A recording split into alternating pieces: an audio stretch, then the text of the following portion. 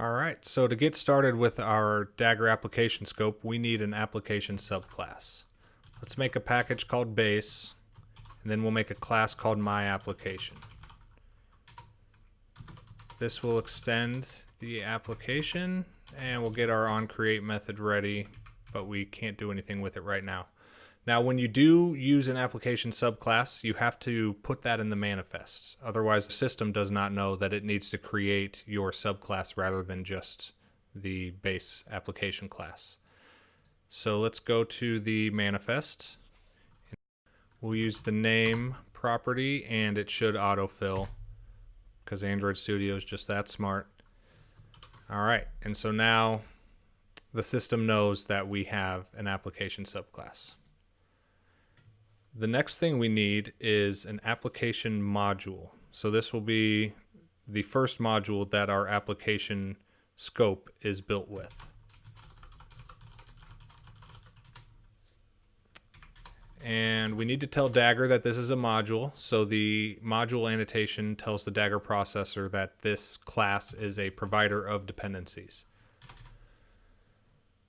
And this will have a constructor that takes in an instance of an Android application.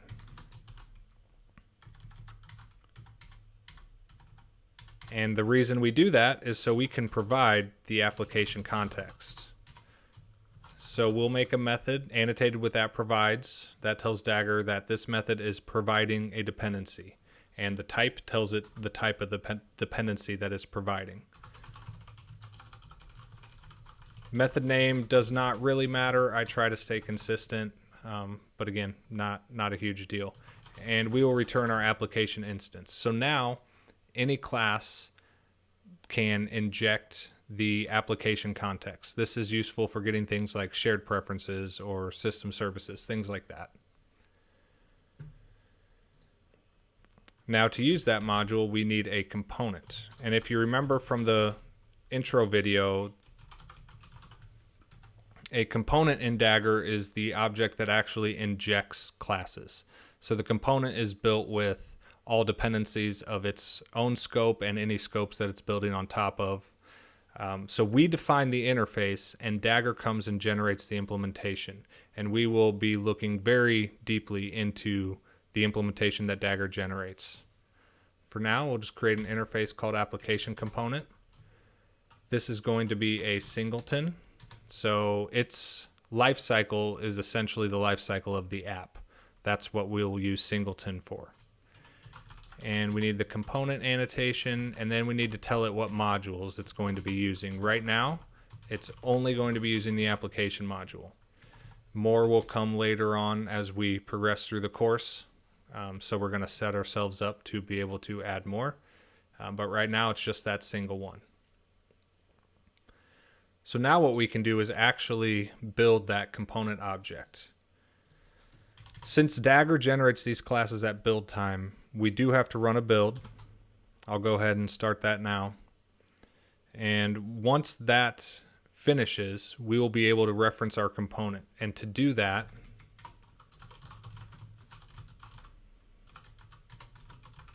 we'll make a field.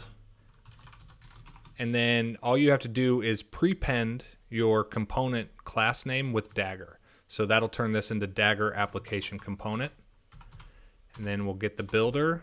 We have to set the module since it has a constructor and it has an instance field. And we're just passing this for that, and then call.build. And now we have our implementation of the component we defined. Now you'll notice Dagger is marking this as deprecated, and that's because it's saying, hey, you're providing a context, but nobody is injecting that. So it's trying to tell us this module is not needed. And at the current time, that's true. Obviously, that'll change as we go along in the course, so we're just going to ignore that for now. But whenever you see that, it might be pointing out something that you're including that you don't need to. But for now, like I said, we're going to keep that, and next we will look at the activity scope.